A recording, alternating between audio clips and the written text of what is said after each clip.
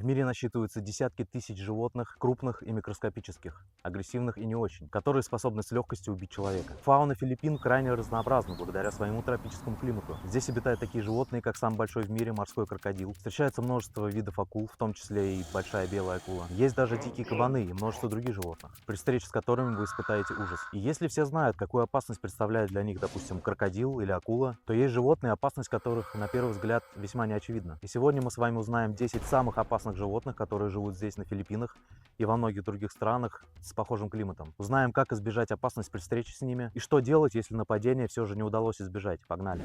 Морские ежи. В мире они встречаются повсеместно. Как правило, они обитают на дне вместе с кораллами, держатся большими группами, размер их крайне разнообразный, но всех отличают огромные иглы. Большинство травм как раз происходит при соприкосновении с иглой. Во время плавания, если вы задеваете ногой, либо наступаете на ежа, игла проникает вам в кожу. Самая опасность представляет обломанные иглы, потому что они крайне острые, но между тем и очень хрупкие. Сломанная игла вызывает местную реакцию ткани. Без удаления иглы игла может проникать все глубже и глубже, потому что имеет зазубрины, как гарпун. Чем дольше она будет находиться у вас в коже, тем глубже она будет проникать, вплоть до того, что упрется в нерв или в кость. Может возникнуть резкая суставная боль, мышечная боль и дерматит. Диагноз обычно очевиден с учетом обстоятельств травмы. Бледно-голубоватый цвет кожи вместе укола покажет, где находится игла. Исходя из этого, лечение укола морского ежа заключается в первую очередь в удалении иглы. Так как иглы состоят в основном из известняка, то здесь хорошо себя зарекомендовала уксусная кислота. И если вам повезло и игла вошла в кожу не сильно глубоко, то вполне помогут прикладывание несколько раз в день влажного уксусного компресса. Иногда даже приходится делать небольшой надрез, чтобы удалить остатки иглы, так как иглы очень хрупкие и удалять их нужно крайне аккуратно. Если же игла вошла сильно глубоко, то может потребоваться даже хирургическое вмешательство. Даже после удаления иглы боль может сохраняться в течение нескольких дней. Как правило, укол морского ежа не смертелен,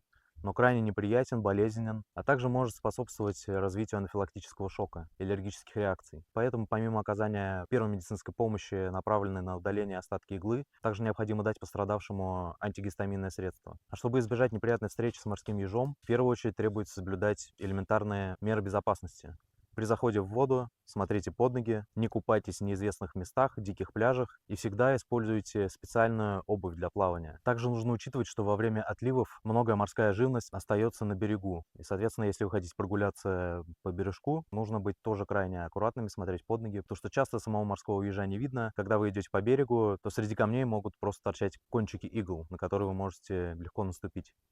Следующая у нас это рыба-крылатка. Одна из красивейших рыб в теплых водах Тихого океана, а также встречается широко распространена в Красном море, в Атлантическом океане. Это не очень большая рыба, размером 15-20 сантиметров и массой до 1 килограмма. Основную опасность, опять же, представляют ее шипы, которые расположены в грудных и спинном плавнике. Их укол чрезвычайно болезненен. Токсин, который содержится в этих иглах, обычно не смертелен для человека, но в некоторых случаях приводит и к смерти. Яд содержит ацетилхолин и нейротоксин, который влияет на нервно-мышечную передачу и может иметь сердечно-сосудистые, нервно-мышечные и цитологические эффекты, варьирующие от простого отека до сильной нестерпимой боли, а также паралича верхних и нижних конечностей, в зависимости от того, где произошел укол. Большим преимуществом для человека является то, что яд не термостабилен и, соответственно, может быть уничтожен под действием тепла. Рекомендуется при оказании первой помощи после укола рыбой-крылаткой погрузить конечность, как правило, повреждаются руки, естественно. Рекомендуется погрузить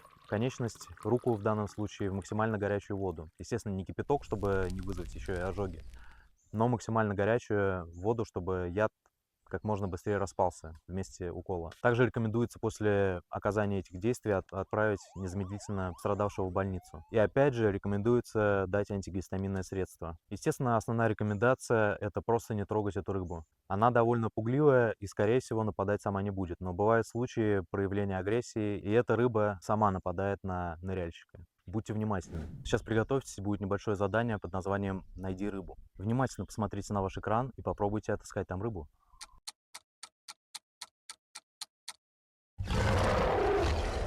Если вы справились с этим заданием, то вы большие молодцы, и ваша наблюдательность поможет вам спасти жизнь. Потому что перед нами самая ядовитая в мире рыба – рыба-камень. Она представляет крайне большую опасность для купающихся на мелководье, в том числе детей. Благодаря специфическому окрасу и строению тела, она очень похожа на камень, и поэтому ее крайне сложно увидеть на дне. При малейшем раздражении этой рыбы она моментально выпускает прочные и острые колючки плавника, которые мгновенно протыкают вашу ногу, причем даже если вы будете в обуви. Введенный с этим уколом яд вызывает сильнейшую боль, паралич, шок, из-за чего человек умирает буквально за считанные часы, если не получит своевременную медицинскую помощь. Это наиболее опасный из всех ядовитых рыб, которые известны. При глубоком проникновении укол может стать смертельным для человека. Если колючка попадает в крупный кровеносный сосуд, смерть может наступить в течение 2-3 часов, а многие выжившие болеют потом месяцами. Яд состоит из смеси белков, нейротоксинов и кардиолептина. И поскольку яд основан на белке, он может быть денатурирован прикладыванием горячего компресса к месту укола. Это может несколько облегчить ход развития отравления. Некоторое облегчение можно также получить, обрабатывая рану местным анестетиком. Однако это лишь временная мера для уменьшения боли и шока. Квалифицированная медицинская помощь должна быть оказана как можно скорее. В зависимости от глубины проникновения иглы накладывают прочную стягивающую повязку либо кровоостанавливающий жгут, который располагает между раной и ближайшим изгибом. К сожалению, многие выжившие жертвы страдают локальным повреждением нерва, иногда приводящим даже к атрофии присоединенных мышечных тканей. Единственный способ избежать встречи с этой рыбой – это опять же избегать неизвестных мест для купания, также быть крайне внимательным при заходе в воду. Следующее существо, по официальным данным, убивает в год 3000 человек, и это скорпионы. Здесь на Филиппинах обитает около 20 видов различных скорпионов. Самый известный из них и самый распространенный здесь – Heterometrus spinifer. Это один из крупнейших видов скорпионов. Его тело составляет до 15 сантиметров в длину. Несмотря на его внушительные размеры, он не является агрессивным. А его основную пищу составляют тараканы, сверчки и другие насекомые. Обитает, как правило, в таких вот влажных джунглях, под корягами, под камнями и ведет ночной образ жизни. Несмотря на то, что он не агрессивен, его укус может оказаться крайне болезненным. При укусе вы почувствуете очень сильную боль в месте укуса, возможно онемение вокруг пораженного участка, а также даже болезнь глаз. Что же делать при укусе скорпиона? Основные действия направлены на дальнейшую блокировку поступления яда в организм. Нужно постараться выдавить яд чистыми руками, естественно, в месте укуса. В некоторых инструкциях для этого даже рекомендуется сделать небольшой надрез. И даже предлагают высасывать яд и сплевывать. Но здесь нужно понимать, что малейшая ранка во рту может привести к еще более худшим последствиям. К тому же данный способ актуален только в течение первых буквально нескольких минут после укуса, так как яд довольно быстро распространяется с кровотоком в организме. Самый лучший способ – это обработать место укуса спиртовым раствором и наложить антисептическую повязку.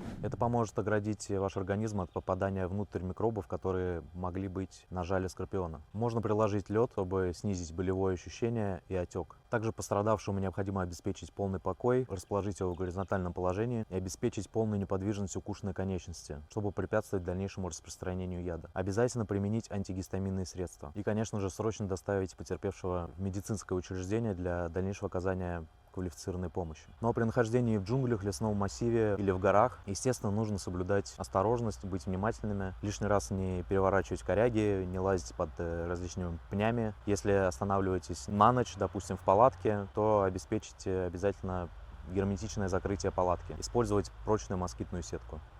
Какая мысль у вас возникает, когда вы идете по берегу, либо находитесь на пляже, купаетесь, заходите в воду и видите красивую ракушку? Скорее всего, рука сама потянется, чтобы поднять ее, рассмотреть поближе, а может быть даже унести с собой в свою домашнюю коллекцию. Но есть как минимум один моллюск, который ни при каких обстоятельствах не нужно брать в руки, даже пытаться. И эти моллюски называются конусы. Здесь на Филиппинах распространен конус географический. Эти моллюски встречаются на мелководье, на участках с коралловыми рифами, также может встречаться и на песчаных грунтах, а также в зоне утесов и под камнями. Этот моллюск является опасным хищником. Он охотится на рыб и иногда и на других моллюсков. Заметив свою добычу при помощи специального чувствительного органа, моллюск медленно начинает приближаться к своей жертве. Приблизившись, он молниеносно выбрасывает специальный гарпун, который пронизает жертву, и в нее сразу впрыскивается огромное количество супермощного яда, который обладает нервно-паралитическим действием. И этот яд является смертельным для человека. В отличие от большинства других моллюсков, которые, как правило, прячутся в свою раковину, этот моллюск, географический конус, ведет себя крайне агрессивно. Почти все достоверные описания летальных исходов связаны именно с этим моллюском. При этом полулетальная доза составляет всего от 1 до 0,03 миллиграмма на килограмм тела человека, что делает географического конуса одним из самых токсичных животных в мире. Укол этого моллюска вызывает сильнейшую боль, последующим онемением пораженного места. Место укола сначала бледнеет, затем приобретает синюшный оттенок. При этом онемение быстро распространяется на другие части тела. В тяжелых случаях, а случаются они довольно часто при нападении этого моллюска, возможны обмороки, паралич скелетной мускулатуры и сердечная недостаточность. Самое опасное, что специфических препаратов для лечения укола этого моллюска не существует. Как же обезопасить себя? Всегда будьте внимательны при заходе в воду. В данном случае вам поможет специальная обувь для плавания. Не забывайте, это может спасти вам жизнь. Данная улитка вряд ли будет нападать, гоняться за вами самостоятельно. Но если очень любопытный дайвер или, что еще опаснее, ребенок на берегу захочет потрогать эту красивую ракушку, то укол очень вероятен, потому что этот моллюск обязательно будет защищаться. Представители следующего класса живого мира, вдумайтесь, убивают в год около 140 тысяч человек. И это змеи. Одной из самых опасных, которая проживает здесь на Филиппинах, является филиппинская кобра, а также ее ближайший родственник самарская кобра. Но название происходит не от города Самара, а от острова Самар, который находится здесь на Филиппинах. Эти кобры питаются в основном грызунами, такими как крысы и мыши. Также они могут охотиться на лягушек и других рептилий. В связи с их рационом питания их привлекают рисовые поля, которые, естественно, граничат с поселениями людей. И поэтому этот вид часто вступает в конфликты с людьми. Но чем же так опасны именно эти кобры? Ведь все и так знают, что змеи опасны, многие боятся змей, даже при виде ужа испытывают страх. Особенность этой кобры в том, что она известна своим нервным поведением и молниеносным нанесением удара. А также интересной особенностью является то, что эти кобры являются плюющимися кобрами. Они избирательно разбрызгивают свой яд, направляя его в лицо своей жертвы, а именно стараясь попасть в глаза. То есть, если эта змея даже вас не укусит, а плюнет вас ядом, и яд попадет в глаза, это вызовет крайне сильную боль, а также, возможно, механическое повреждение глазного яблока. И если сразу же не вымыть его должным образом, то это приведет к полной потере зрения из-за способности яда разрушать ткани. Яд филиппинской кобры является сильным нейротоксином. Он вызывает нарушение дыхательной функции и дыхательный паралич, поскольку нейротоксины прерывают передачу нервных сигналов, связываясь с нервно-мышечными сигналами вблизи мышц. Эти змеи способны точно выплюнуть яд на расстояние до 3 метров, а симптомы укуса филиппинской кобры могут включать головную боль, сильную тошноту, сильную боль в животе, головокружение и затрудненное дыхание. Что делать, если вас все-таки укусила эта кобра? В первую очередь не паниковать, постараться сконцентрироваться и в идеале это сделать фото этой змеи. Это касается укуса не только кобры, но и любой другой змеи. Всегда рекомендуется сделать фото или максимально запомнить ее внешний вид. Все дело в том, что знать, кто именно тебя укусил, это уже полпути к вашему спасению. Так как в мире создана международная система определения вида змеиного яда, а на каждый вид яда есть своя сыворотка, то есть противоядие. Так, например, укус гюрзы нейтрализует сывороткой битис, антигюрза. Укус кобры ная, то есть антикобра, эфы, эхия. Либо, если точный вид определить не удалось, специалисты используют смесь сывороток, а также сыворотку дендроаспид против укуса древесной змеи. До оказания квалифицированной помощи нужно обеспечить покой пострадавшему. Можно дать аспирин и болеутоляющие, а также положить его на бок на случай тошноты. Дыхательные пути при этом должны быть открыты. При остановке сердца и дыхания нужно попытаться оказать первую помощь и сделать искусственное дыхание. Пострадавшему запрещено двигаться. Его доставляют в медицинское учреждение на автомобиле, либо на носилках и дают ему большое количество жидкости, естественно, без алкоголя. И еще один крайне распространенный здесь вид – это морские змеи. Крайты. Их существует довольно много видов, и, как правило, все они крайне ядовиты. Попадание в человеческий организм всего лишь 1,5 миллиграммов токсина этой змеи приводит к летальному исходу. Опасность в том, что ныряльщики, как правило, даже не замечают укус. Эта змея кусает и в воде. А болевые ощущения и необратимые последствия начинаются спустя всего лишь несколько минут. Яд постепенно парализует нервную и мышечную системы, а также разрушает почки. К счастью, этот вид крайтов кусается крайне редко. А также эта змея имеет небольшой рот, что также препятствует сильному укусу человека. Тем не менее, если укус происходит, это заканчивается печально. Он отличается довольно миролюбивым характером и редко нападает самостоятельно на человека, не проявляет агрессии. Хотя недавно я встречал сам крайта, много вокруг него ходил, фотографировал, снимал на видео. В какой-то момент, как мне показалось, он решил на меня напасть, потому что он резко двинулся в мою сторону. Он висел на скале, потом он прыгнул в воду. Плавают они крайне быстро, потому что у них плоский хвост, и они развивают очень большую скорость в воде. Вот когда я стоял в воде, и он попал в воду, буквально несколько секунд он оказался у моих ног. Укуса, естественно, удалось избежать, потому что я быстро вышел из воды и покинул это место. Но, тем не менее. Кстати, здесь ссылочку оставлю, там будет ролик про ту самую встречу с Крайтом. Исходя из этого, самый лучший способ обезопасить себя — это быть внимательным, не пытаться погладить этих змей, не пытаться сильно близко к ним приближаться. И несмотря на их миролюбивый характер, нужно помнить, что яд этих змей один из самых мощнейших в мире, а укус, скорее всего, окажется смертельным. Так что смотрите, любуйтесь издалека, не нужно стараться с ними сделать селфи, будьте внимательны. Потому что по подтвержденным данным во всем мире происходит около 5 миллионов укусов змей в год. Эти укусы, в свою очередь, приводят к 2,5 миллионам отравлений. И год от года от 20 до 125 тысяч смертей в год.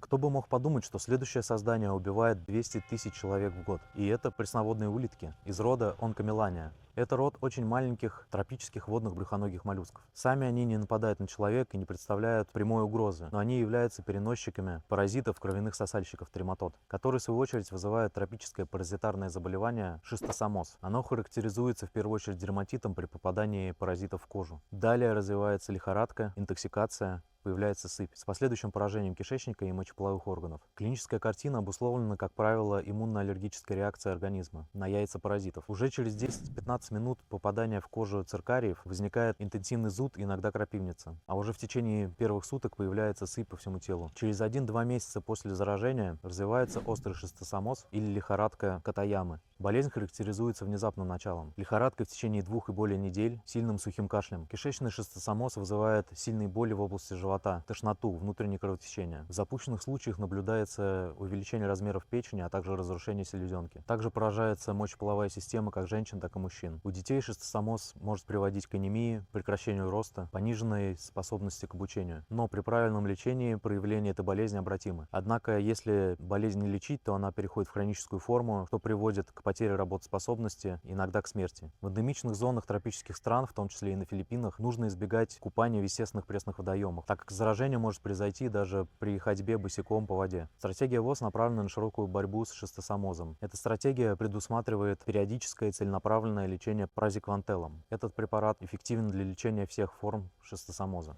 Хотя следующее существо не может похвастаться десятками тысяч убийств людей в год, тем не менее, внимание, оно является самым ядовитым существом на планете. И это кубомедуза. Ее еще называют морская оса. Она довольно широко распространена на территории Северной Австралии, Индонезии и Филиппин. Морская оса известна своей особенностью наносить страшнейшие ожоги. Щупальца этой медузы покрыты сплошь стрекательными клетками, нематоцитами, которые содержат один из сильнейших ядов на всей планете. Ожоги, получаемые от этой медузы, вызывают сильнейшую нестерпимую боль, а силы токсина этой медузы достаточно, чтобы убить 60 человек всего лишь за 3 минуты. Как полагают, за последние годы эта медуза вызвала более 100 смертей. В совокупности это служит основанием для широко распространенного мнения, согласно которому это самая ядовитая и самая опасная медуза во всем Мировом океане, а возможно и самое опасное животное во всем мире. Эта медуза хорошо известна своей способностью наносить сильные ожоги, которые могут приводить к быстрой смерти. Яд этой медузы обладает множественным действием, поражая нервную систему, сердце и кожу. Были зарегистрированы смертельные исходы по прошествии всего лишь 4 минут после контакта с щупальцами этой медузы, что значительно быстрее, чем действие яда укуса любой змеи, любого скорпиона, любого паука. Хотя и существует условное противоядие, при этом эффективность его не доказана. Да и оказать своевременную помощь пострадавшему зачастую просто невозможно. Ужаленные этой медузы купальщики зачастую получают сердечный приступ и тонут, не успев даже добраться до берега или лодки. После контакта с этой медузой на месте может помочь смачивание места укуса раствором уксуса, так как он незамедлительно угнетает все стрекательные клетки. При этом трение места ожога усугубляет проблему. Также была показана неэффективность использования для нейтрализации воды, мочи или кока-колы. Доказано, что эти средства могут наоборот спровоцировать высвобождение яда. После получения ожога может потребоваться восстановление дыхания или проведение сердечно-легочной реанимации. Приставшие к телу человека щупальца нужно незамедлительно удалить защищенными руками или пинцетом. Важно помнить, что даже удаленные щупальца представляют смертельную опасность, вплоть до того момента, пока они не будут разрушены естественным путем. Даже высушенные щупальца могут восстановить свою жизнеспособность после смачивания водой. Пострадавшим показано экстренное введение антитоксической сыворотки. Поэтому обращение в службу скорой медицинской помощи является задачей первостепенной важности. Несмотря на то, что документально зарегистрировано в районе 100 случаев смертельного исхода при встрече с этой медузой, это число в некоторой степени сомнительно, так как многие пострадавшие просто получают сердечный приступ и тонут после контакта с этой медузой. Эти и другие представители кубомедуз в большом количестве встречаются на протяжении всех летних месяцев в этой области, а здесь летние месяцы считаются с ноября по апрель или май. В общественных местах, как правило, устанавливаются специальные сетки заграждения, которые препятствуют проникновению на территорию купальщикам этих медуз. И люди теоретически могут плавать внутри этих заграждений в относительной безопасности. Тем не менее, молодые особи могут проходить через эти заграждения. И нужно помнить, что противоядия от этих медуз не существует до сих пор. Ну и завершает наш рейтинг сегодня существо, которое убивает в год до 1 миллиона человек. И кто бы мог подумать, но это комар. Все мы не любим этот противный звук летающего рядом комара, да и прекрасно понимаем, что сам комар убить не может, если их, конечно, не сотни тысяч одновременно вас кусают. Но тем не менее, комар здесь в тропиках переносит страшное заболевание – лихорадка Денге. Ее еще называют костоломная лихорадка. Это острое трансмиссивное вирусное заболевание. Протекает с тяжелой лихорадкой, интоксикацией, увеличением лимфатических узлов. При благоприятном раскладе восстановление занимает от 2 до 7 дней.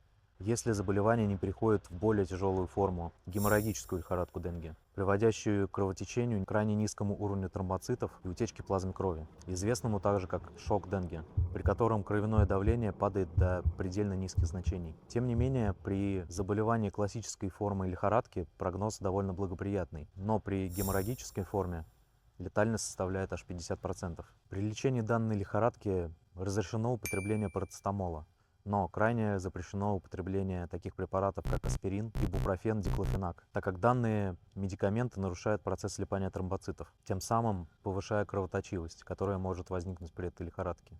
Большим плюсом для туристов, либо для впервые приезжающих в тропические страны людей служит то, что, как правило, первичное заражение этим вирусом не приводит к тяжелым последствиям. Тяжелые последствия, как правило, развиваются у локальных жителей. То есть этот вирус опасен тем, что первое заражение протекает более-менее благоприятно, зато с каждым последующим заражением действие вируса усиливается. И со временем это может привести к переходу в более тяжелую стадию, геморрагическую лихорадку. Для предотвращения заражением этой лихорадки рекомендуется применять простейшие средства, такие как фумигаторы, использовать сетки на окнах, использовать сетки в ваших палатках, тентах. В общем, избежать, либо свести к минимуму укусы комарами. Носить плотную и чистую светлую одежду, а также не допускать наличия открытых емкостей с водой, где комары производят, собственно, свой вывод потомства. При походе в лес, в джунгли, в горную местность обязательно возьмите с собой репелленты. Это был топ-10 самых опасных существ на Филиппинах, да и на планете в целом. Мы узнали, какие опасности могут подстерегать вас при посещении тропических стран, как можно обезопасить себя и что делать при встрече с такими животными. Я надеюсь, вам понравился этот ролик, и надеюсь, что вы получили информацию, надеюсь, что вы узнали для себя что-то новое. С вами был Валерий. Ставьте лайки, подписывайтесь на канал и увидимся в новых роликах. Пока!